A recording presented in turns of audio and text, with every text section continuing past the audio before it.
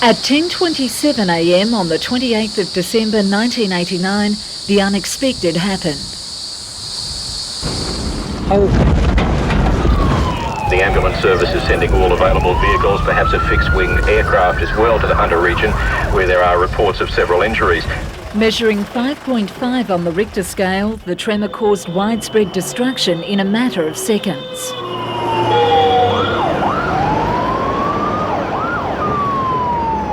Worst hit, the Newcastle Workers Club, where 9 people lost their lives. Another 4 were killed in Beaumont Street, Hamilton. 69-year-old Eric Bergman remembers the day well.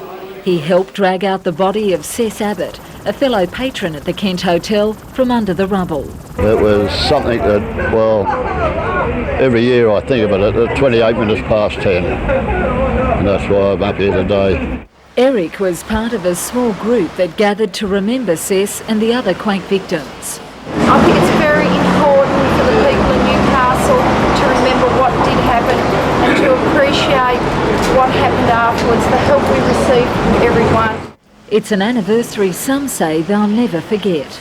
It brings back memories because where the brother was living, the house was all flattened, you know, and they had to get it all fixed and one thing and another.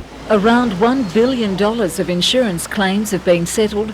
Businesses have spent millions of dollars carrying out repairs under new building codes. 5 years after the quake, Beaumont Street has successfully emerged from the rubble. But for some, the redevelopment is bittersweet. I think general residents think it's a big improvement, but it's a sad way to be able to have the street refurbished as it is through an earthquake that killed a couple of our residents.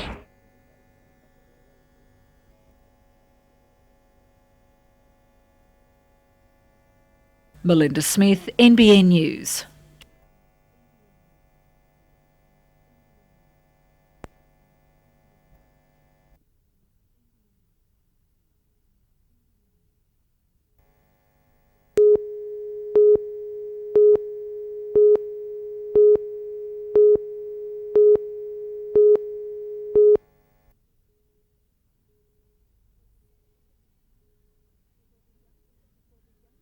For the Young Stars talent team, clinching a 12-day American tour is cause to celebrate.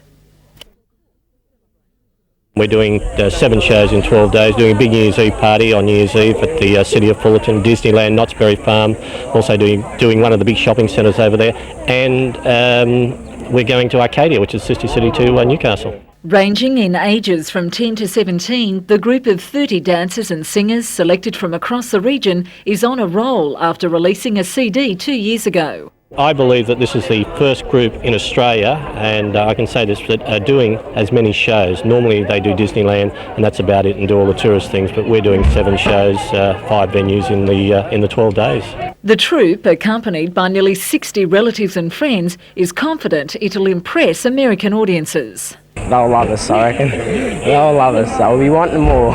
And another send-off at Marathon Stadium late this afternoon bid farewell to more than 440 Hunter scouts and leaders heading to Perth for a 10-day jamboree. The Hunter contingent alone will fill a Qantas jumbo jet leaving Sydney tonight.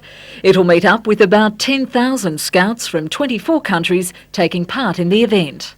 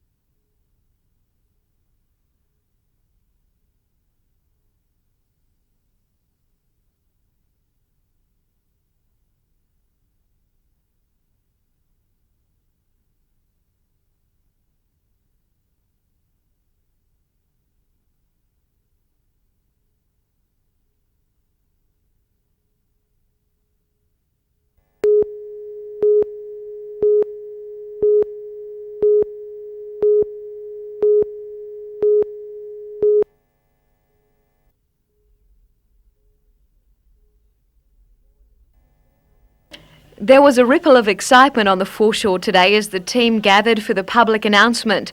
While the athletes have known who's going since before Christmas, they've had to keep it a secret. Today, though, all was revealed, the Hunter gaining 8 of the 12 New South Wales positions.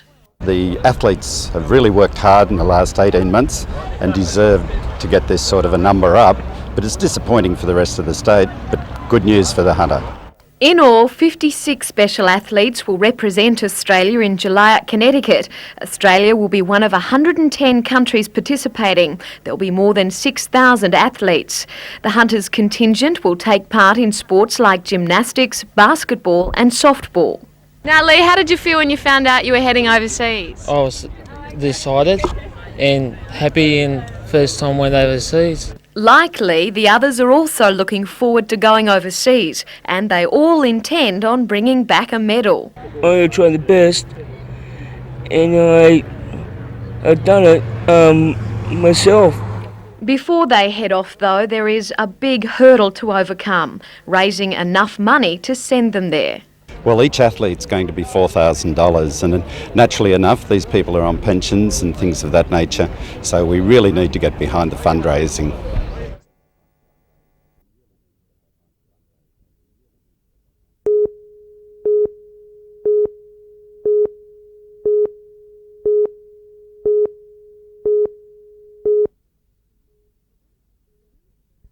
The Williams River has been plagued by problems this year, blue-green algae proving the worst. Toxic blooms that can result in serious health problems are caused by a bank-up of nutrients that flourish in hot, dry weather. But heavy falls over most of the Hunter during the Christmas break have helped ease the situation. This week, Hunter water started pumping from the Williams into Grahamstown Dam for the first time in nearly a year. It's expected around 1,500 extra megalitres will slightly raise the dam's capacity to just over 58%. And there's good news for gardeners. Hunter Water says compared to last year, figures show consumers have cut back on the amount of water they're using. And while restrictions are still in place, with no fixed sprinklers to be used between 7 a.m. and 7 p.m, the need to introduce tougher measures has been delayed.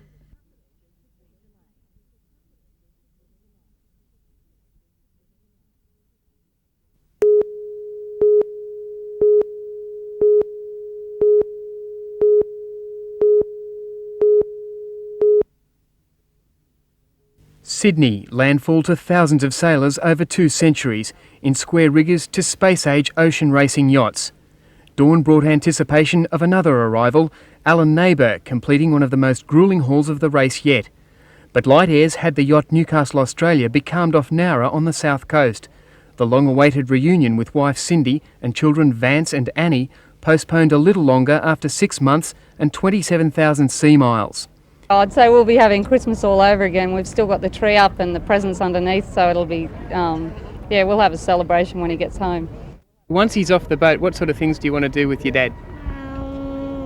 Play with him and get him to open his presents. The homecoming will also be the realisation of a dream for Neighbour. Since leaving to join the race at Charleston, South Carolina last June, he's managed to circumnavigate the world, so far escaping perils such as those that have befallen veteran racers Isabella Tissier and Josh Hall. When you look at the statistics so far, 40 people were entered in the race and 20 made it to the start line, and now there's only 15 left. So I think he's doing really well just to be hanging in there. As well as relatives who've come from all over the state, fellow challengers including race leader David Adams are eager to see Alan again. Also in the crowd, family friends who've watched the young sailor grow up. As well as the dozens of people waiting here in Sydney to welcome Alan, there are hundreds more supporters in Newcastle eager to see him when he makes his home port on the 15th of January. At BOC Race Headquarters in Sydney, Andrew Lobb for NBN News.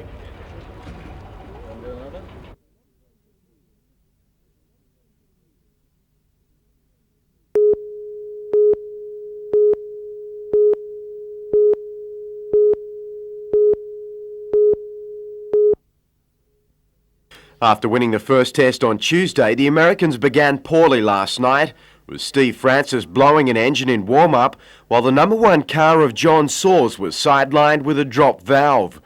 After 3 heats, the Americans led by 4 points before they blew another engine.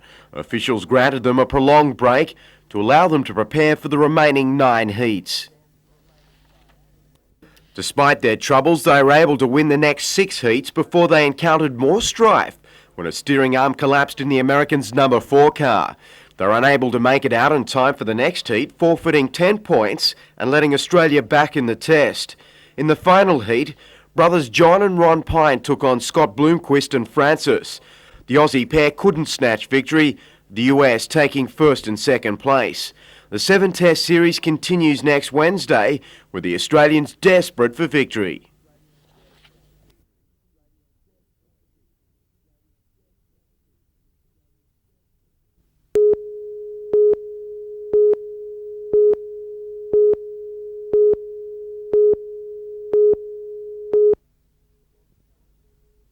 Strong to gale force winds through Bass Strait buffeted the fleet overnight and early this morning. The race's oldest yachtsman, Lake Macquarie's 79-year-old Albie Bergen, speaking for all entrants at Hobart's Constitution Dock. As I said to the boys, we have had a smashing trip. It was really something. Bergen's Owlstar was put through more than most, first hitting a submerged container off Eden, which damaged its centreboard, and then more traumas in Bass Strait. And then after that, we were sailing across Bass Strait with the spinnaker up and our steering jammed. We didn't know what was wrong, and up comes the boat round, and the spinnaker's flapping in the air and flying in the air, and John races over the back. He says, a big sunfish is caught in the rudder. I said, I'll round it up and see if it'll drop off. Despite these setbacks, Owlstar finished 24th in its division, and with Dictator and Margarita finished early this morning. Condor of Currabubula was 10th across the line. 97 still has a chance at handicap honours, while New Horizons and Fiddler's Green should finish tomorrow. Collex Onyx also has a chance at winning its division, with Millennium 81st across the line and Fanny Adams yet to finish.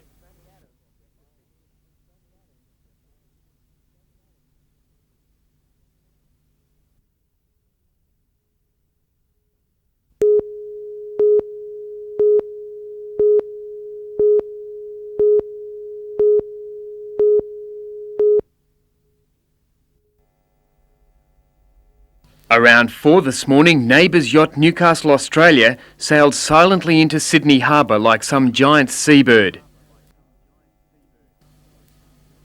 The finish line gun for the 7,000 nautical mile Cape Town to Sydney leg and halfway point of the BOC race signalled homecoming celebrations.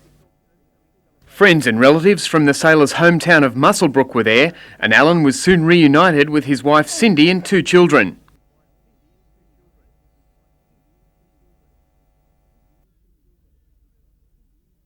Feels good, yeah.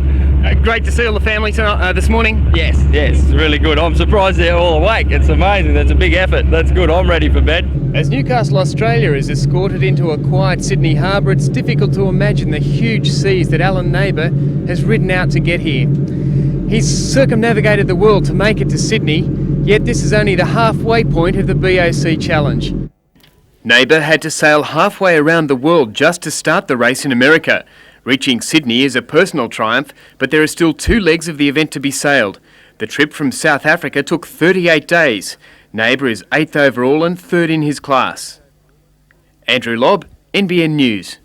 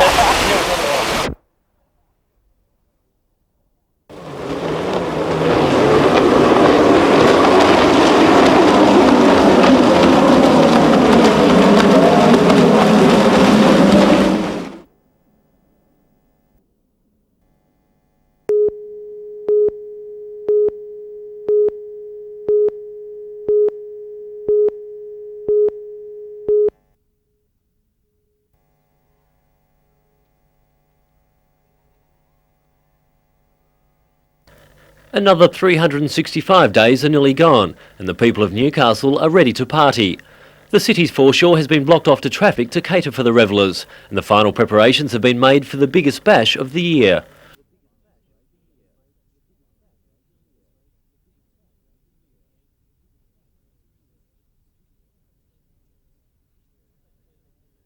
We expect people to see the old year out and the new one in an appropriate fashion, but still remain within the law. Police hope partygoers repeat their good behaviour of last year, and revellers have been reminded to be just as responsible when going home.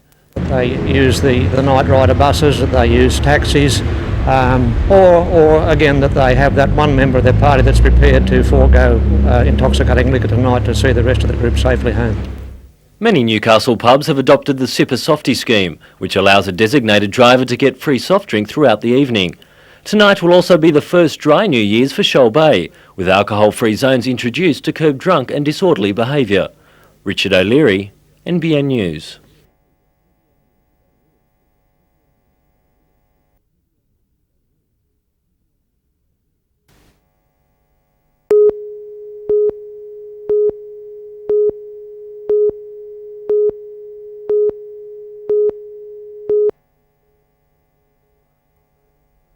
Parkview Stables turned into a temporary town today for the National Amateur Championships, with 5 classes contested in 2 different rings.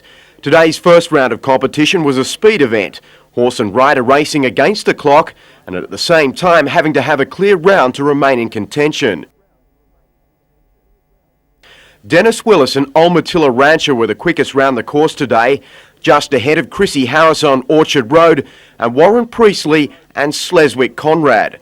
Tomorrow, horse and rider will complete 2 further routines, one against the clock and one purely aimed at clearing the 1.35 metre jumps, which are only 5 centimetres down on international standard.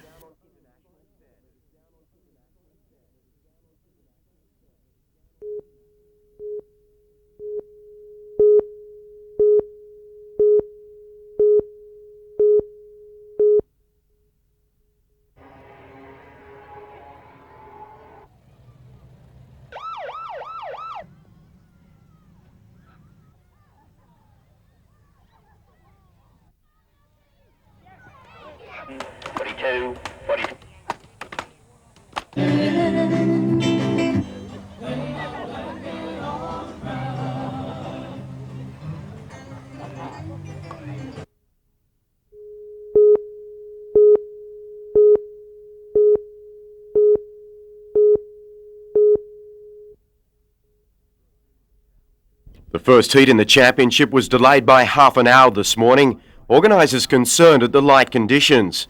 90 entrants from across the country are contesting 5 classes over the next 6 days, with the world title for the 5.8 metre division starting next weekend.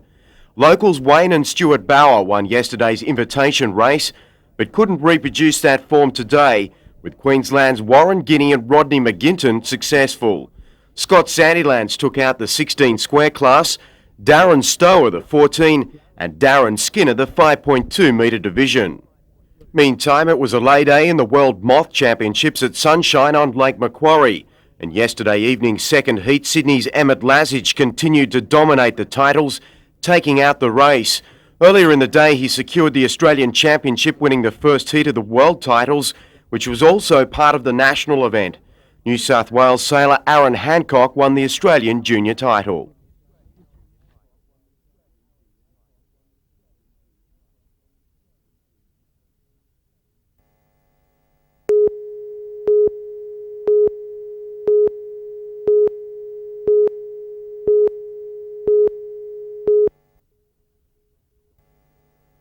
The concept of an amateur national title was introduced to help broaden the base of show jumping and encourage the hundreds of amateur riders across the country. Around 400 descended on Parkview Stud near Wyong, the challenge proving testing for both horse and rider.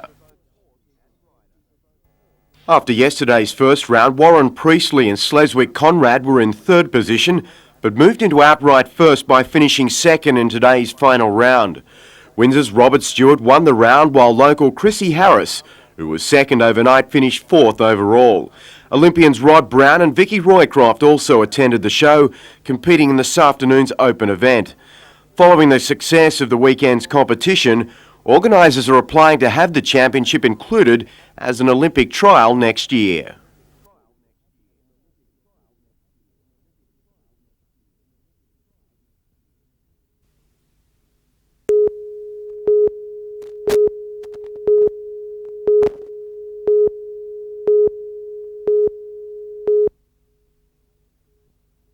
Skating began the night with a third in the time trials behind Australian Skip Jackson and Robert Farr, who later won the Stars Dash. American Freddie Raymer also qualified in the top six, with Sydney's Peter Attard and Peter McIver from the Northern Territory. Trouble struck in the opening lap with Jackson clipping Farr, causing a stoppage and a penalty, seeing them both restart from the rear of the field. As the race resumed, Kading led the American charge, passing several drivers to establish a good break, which was challenged only by Raymer, who finished third behind Kelly.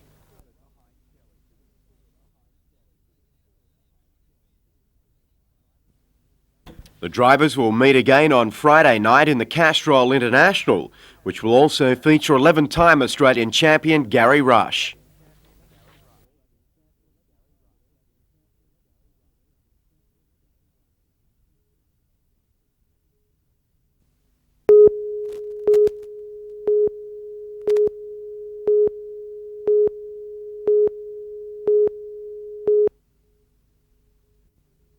This was the 13-metre cruiser Deja Vu beached after taking water on its way from Sydney to Lake Macquarie yesterday afternoon.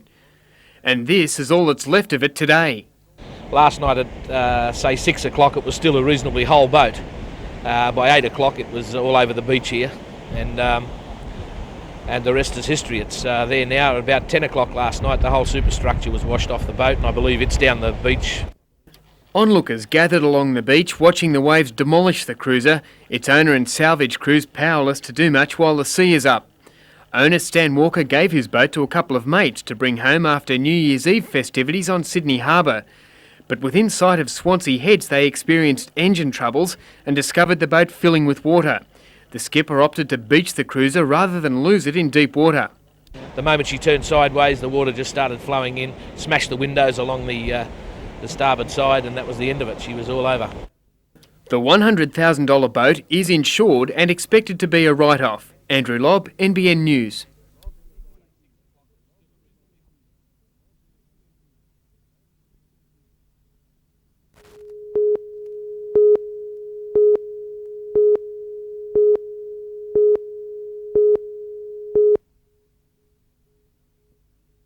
Luck had been with Alan Neighbour as he took on Australia's Southern Ocean and Bass Strait. He arrived safely in Sydney Harbour early Saturday morning, his yacht intact at the end of the Cape Town to Sydney leg of the BOC Around the World Challenge. Not so lucky, the French sailor Isabelle Autissier. It might be a boat race, but everyone's looking out for everyone else. And when we heard that Isabelle was in trouble, I think the whole fleet was devastated. I know I was. Neighbour had threaded his way through the rough weather which caused so much damage to other boats to come in third in his class at the halfway point of the race. He's home with his family for the first time in 6 months, for a few days shore leave before the boat set out again at the end of the month. Along with the challenges at sea, Neighbour's bid has also been sailing close to the wind financially. He's counting on a fundraising drive in the Hunter to keep him in the race. Pretty tight. It's been a day-to-day campaign as far as the finances go. We've never had an excess, and I don't think we ever will. I'm sure we won't. But we're confident we'll keep going. We'll do leg 3 and 4, God willing.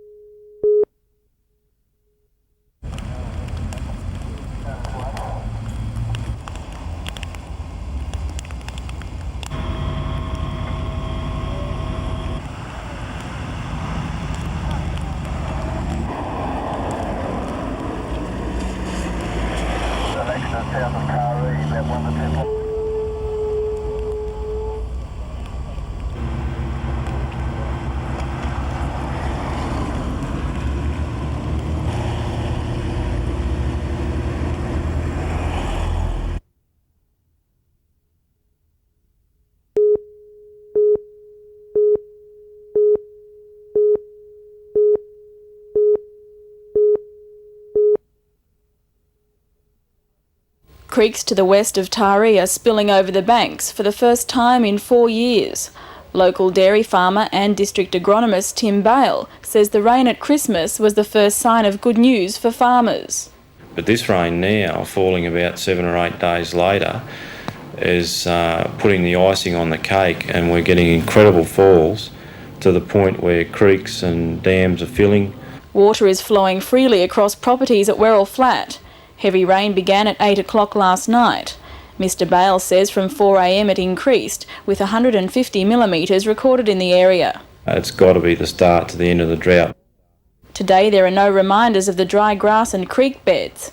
Lush pastures providing hope for farmers during the remaining summer months. We've got a gully buster that we've been waiting for 4 years. I'll have to repair creek blocks and things like that, but who cares? I'd say regardless of what rain falls in the rest of the month, I'll get enough feed to get me through to February. Tracy Walsh, NBN News.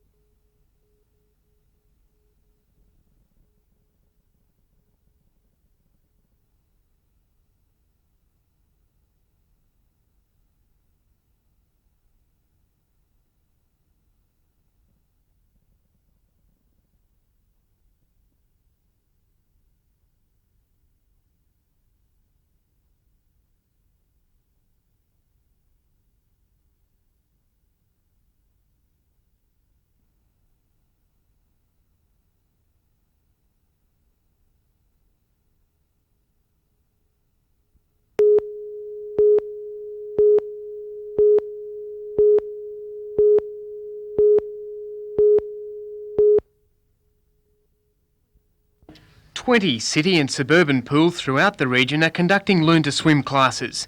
Teaching youngsters how to swim to survive can be the lesson of a lifetime. Classes are designed to make children feel comfortable around the water and to overcome their fears through fun. But it's days such as this that make a nice dry towel at the end of a session very inviting. The classes continue through this week, and a second round of Learn to Swims will be conducted later this month.